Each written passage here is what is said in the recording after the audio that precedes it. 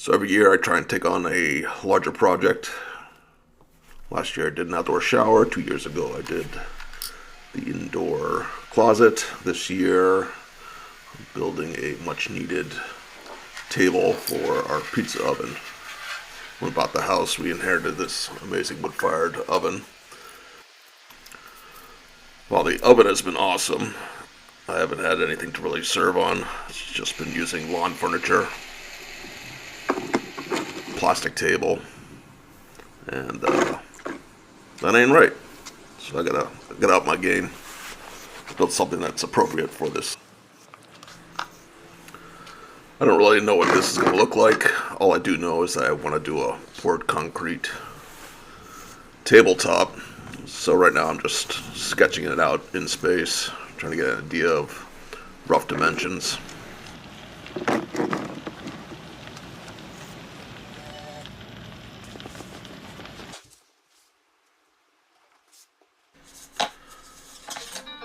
It's 14 inches wide and 6 3/4 of an inch, 6.75 inches high. I ended up using AI quite a bit on this project, which was an amazing tool.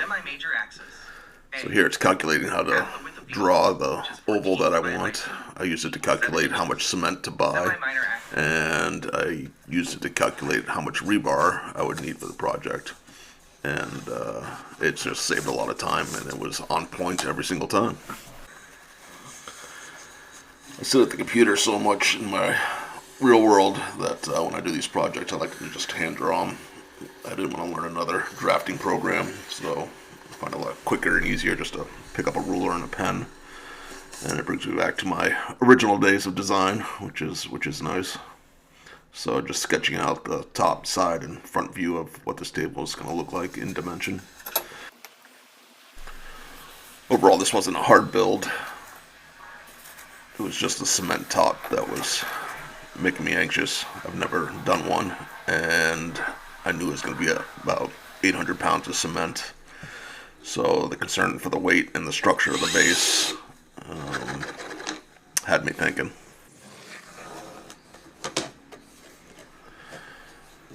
Right now I'm drawing out that oval that I had AI calculate for me on a 4x8 3/4 inch pressure treated piece of plywood. The overall top of the table will be roughly 4x8. There'll be another 2 inches added to the edge of this. This board will support all the cement, so you won't actually see it. It'll be buried in the cement, but it is a key structural element to the table. These bigger, longer projects seem to be harder to film. I mean, it probably took about a month to build this on weekends. Sometimes I remember to film, sometimes I don't. Sometimes the process is so long and boring that I'm not sure exactly what to capture, but I did my best. With the tabletop cut out, I now need to cut the top and bottom of the base that's going to support the height of the table. This needs to be done with more accuracy. Not that you'll see these pieces, but the facade of the stand will be attached to this, so it does need to be pretty even. So to draw these ovals, I find specific points on the sheet of plywood. I'll drive a screw into it, and then I use that flexible piece of wood to create the arc that I'm looking for, and then draw it with a Sharpie. Now I'm going around with a skill saw and just rough cutting it. As I mentioned, these do need to be accurate, so I'm hand sanding the edges just to get a smooth transition all around. So there you can see the top and the bottom clamped together.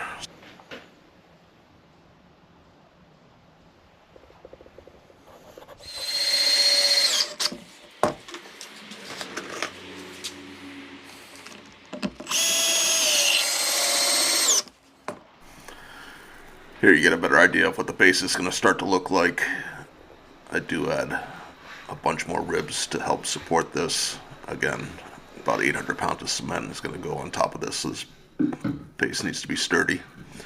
Here I'm adding the blocking. One of the components for this table is I want to be able to have my proof boxes for the pizza inside of it. So I'm creating some framing where I can slide my white boxes that you saw earlier in the film into it. Oh, here you go. So here's a white proof box. I can hold 6 to 8 pizza doughs in there. I need to put some simple legs on this base for 2 reasons. One, so it doesn't rot while sitting on the ground. And 2, it's going to go on a stone patio that's pretty uneven. So I need to be able to adjust it so that the table is level. So I'm drilling 3/4 inch holes right into the supporting 2x4s and then putting these large 8-inch bolts into them. I have 8 of them for 800 pounds. I know that each one of these bolts can support 100 pounds, so I'm feeling kind of safe on that. All of the supporting 2x4s, I could put at an angle so they were smooth with the oval top and bottom, except for the 2 2x4s that are used for blocking the proof trays. Those had to be at a 90-degree angle, which left a little corner. So right now I'm using the hand plane and taking the edge off of that. All of my projects I try and do by myself, which means there's a game inside of the game. So on these larger projects it becomes a little challenging in specific areas. This was certainly one of them. So I'm trying to wrap this 1/4 inch plywood around the base that I just made. And to be honest, it was like a Three Stooges show. I tried about 8 different ways to get this plywood wrapped around it.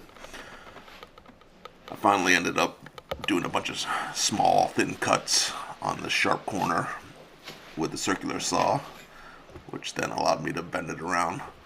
But this was probably the most entertaining / annoying part of the project.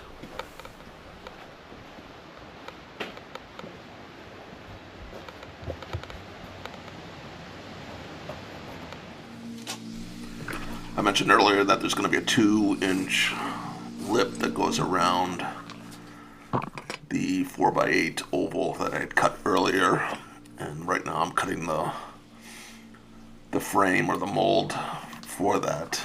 So what's going to happen is that the cement will be poured over the edge by 2 inches. The mold that I'm making out of this material will support the cement, but then will be taken off afterwards. So there's, I guess, kind of like a live cement edge on the table.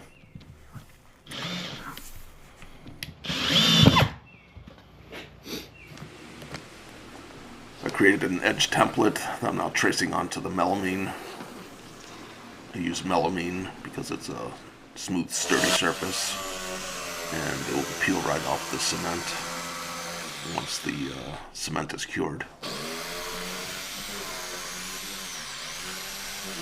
So just rough cutting it with the skill saw, then I'll take it down to the shop using the bandsaw, getting it pretty close, and then I'll use that template that I had before and use that as a guide on the router using a flush bit trim router so I get a nice, even, smooth, perfect curve.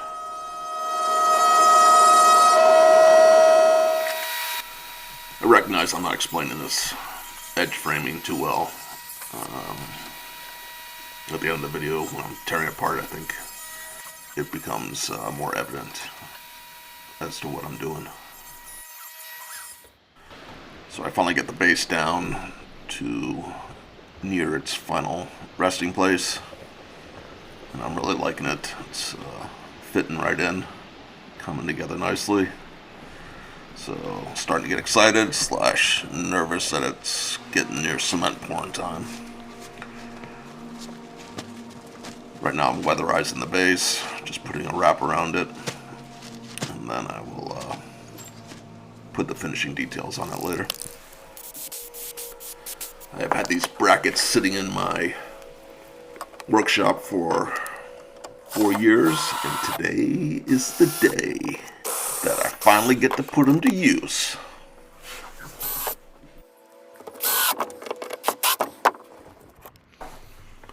So here you should hopefully get a better understanding of what this lip is that I'm creating. That's the melamine underneath. That's the edging on it. I'm now applying silicone caulk, as my cousin says. This will create a tight, clean surface for the cement to rest in, and then all of that will break away, exposing the cement edging. Cement has amazing compression strength, but not very good tensile strength, so you need to put rebar in, which will help support it. So again, with the help of AI, I was able to calculate how much rebar I needed. So the day of panic has finally come, and it's time to pour the top. I hand mixed and shoveled 800 pounds of cement onto the top of this, while freaking out the whole time that the whole thing's going to fall apart and 800 pounds of cement is going to fall into the patio. After my heart attack off camera, I was able to catch my breath, and it came out pretty good. Here it's still wet and you can see all the trowel marks, but as time goes on, the water absorbs back in and you can smooth it out. As I pull the edge molding off, I think you have a much better understanding of what I was doing earlier. So there you can see the caulk coming off, the smooth edge boards, and then the melamine is underneath, and those will pop off shortly too. So there you can see some of the boards underneath. You can see with just one hand, I can pop it off. I put a little wax on there to help with the release. And there you can see the underneath plywood board that's supporting the whole thing. The edge came out pretty good. There's some air bubbles in it, but for the first time ever pouring a cement top, I'm pretty happy.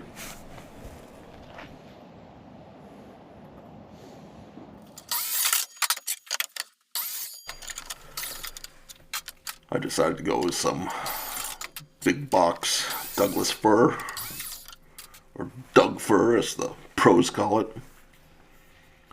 So here are the pieces for the base, finishing pieces for the base. I use the same stain as my porch just to tie it in.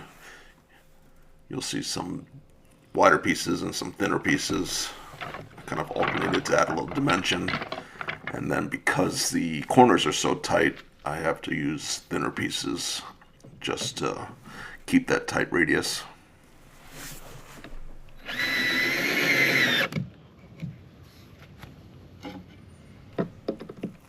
This process was pretty easy. Here you can see it starting to come together.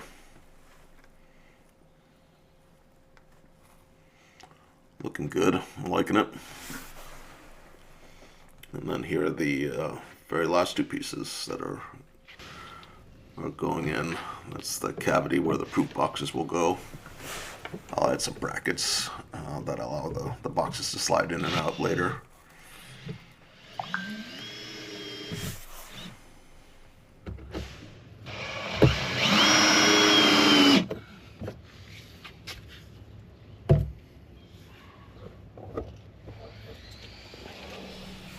Feeling pretty good right now. I'm liking what I'm seeing.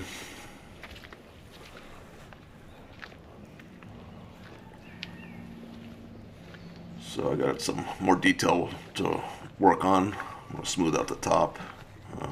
All cement needs to be finished too, otherwise it'll just keep generating dust. So here I am with a diamond pad grinder. And you can get cement really smooth. I went about halfway, so I think I started with a 200 grit. I think you can go up to 800, probably start up to 400. Cement is an amazing material. I'm excited to do a lot more projects with it.